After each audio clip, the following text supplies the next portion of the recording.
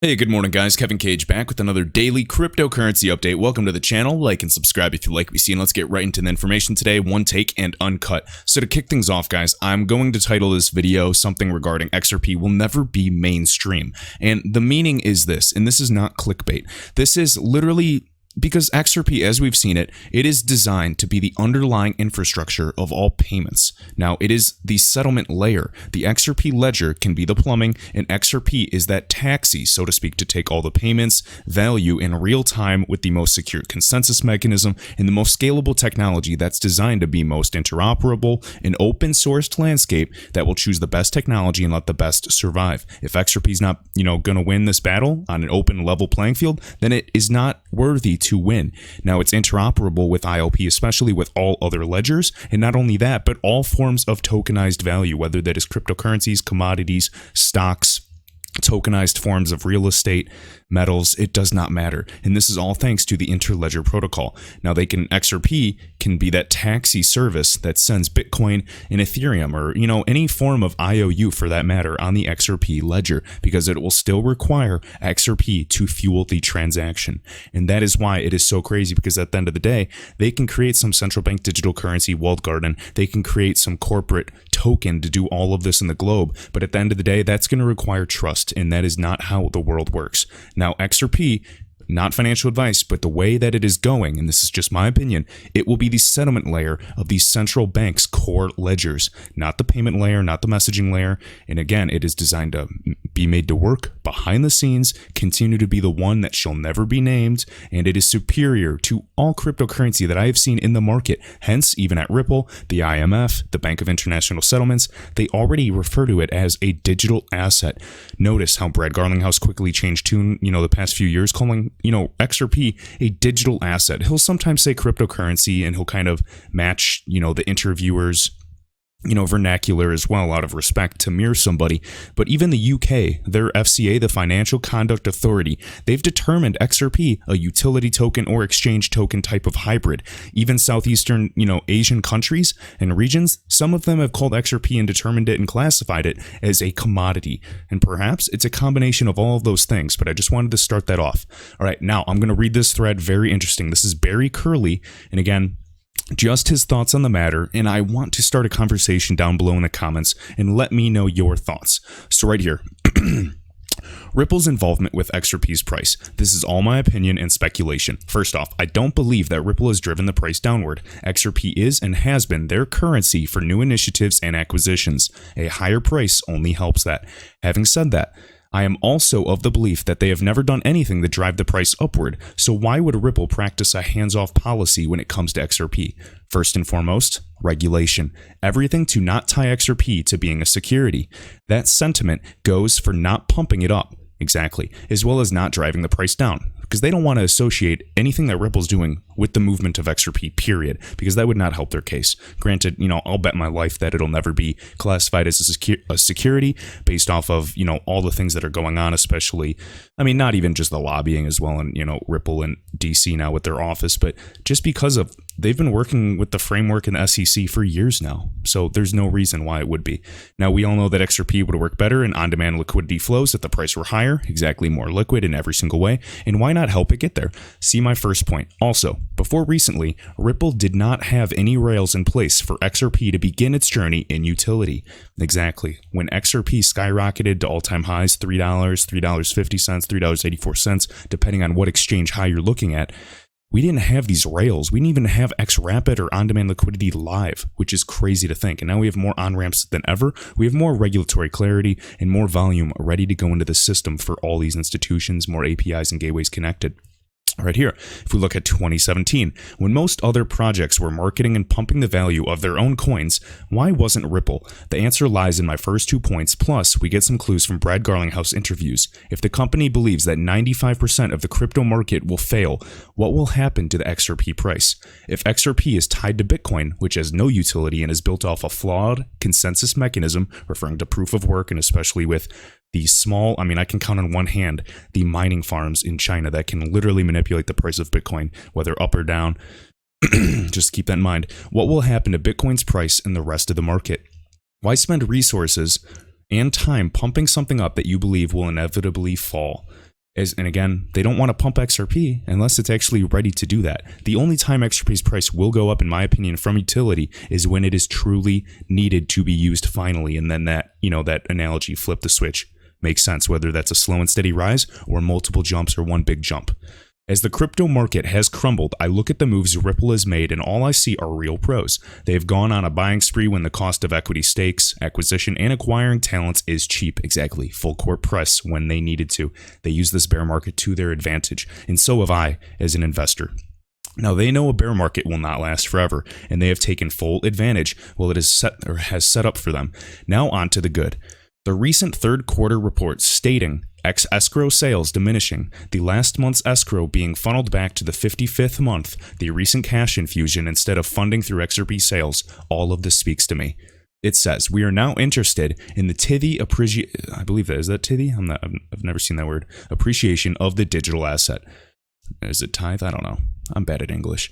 But as Ripple is figuring out the ins and outs of optimizing on-demand liquidity, as Ripple is planning new corridors to be added in quarter one, as it appears regulation is on the doorstep, it appears to me that Ripple, for the first time that I've seen in my 2 years, is finally making moves to support the XRP price. It has always been my belief that Ripple has zero focus on the speculative price of XRP. When they believe there is enough utility to drive demand, that is when their efforts might be seen from us retailers. I look forward to the day when XRP is deemed by regulators to not be a security. And to be honest, guys, I question if they ever will. Because if that, unclarity, that, the lack of clarity creates that fear for everyday people to not invest, then hey, it'll work to their advantage. And maybe the higher ups will finally, know and they'll be safe. But again, banks will not want to custody a digital asset unless it is truly classified. So I think that we're still waiting on, 100% verification and confirmation. Right here, I believe the whole landscape changes when that happens. Last thought, XRP may fully pump well before any of this happens. It's happened before and can again. My whole rant has been about how Ripple hasn't been involved with the price action of XRP. Merry Christmas, everyone, and let's all hope for a very happy new year for all of us XRP holders or hodlers. I'm very bullish for XRP in quarter one and for all of 2020. Well said. All right, next, I just wanted to address this because I saw, XRP Neo or XRP _ Anderson talking about this, and I really like it. So again, I'm tired of this volatility argument saying that XRP, no one's going to use it because it's too volatile, it changes too much in price, rather than just a bank using a CBDC or just using the current rails of the SWIFT network. That's a joke. An on-demand liquidity transaction utilizing XRP, that's all it utilizes, and I'm repeating myself for newcomers, has 1/10 of the volatility of a regular cross-border transfer today. Would you want to transfer something in 4 seconds or 2 minutes rather than potentially 2 to 6 days? 2 to 6 days, and then including weekends between fiat and the Forex market, that is crazy risky, guys, especially with all the inflation happening today with QE, and then other corridors. I mean, have you seen the Argentine peso? Have you seen these other currencies that are just blowing up? It just doesn't make sense to me when you can settle something that could potentially move like XRP, but when you're settling in such a short time frame versus a longer time frame, the risk is actually 1/10 mathematically less volatile. And they've broken down the math, and Ripple came out with this, months ago. All right, a bridge currency will be least risky, which is XRP, with being fully demand supply. Being backed means counterparty risk. Exactly. So if XRP was ever 100% backed by one thing or one organization or one commodity, there is a lot of risk involved with that. Granted, there could be, some exceptions to that. And then JT comes in. I like this. Yes, the argument is nonsense. Volatility will also be heavily reduced when liquidity increases. Hence, when there's more volume or higher price, it will take more money to move the price.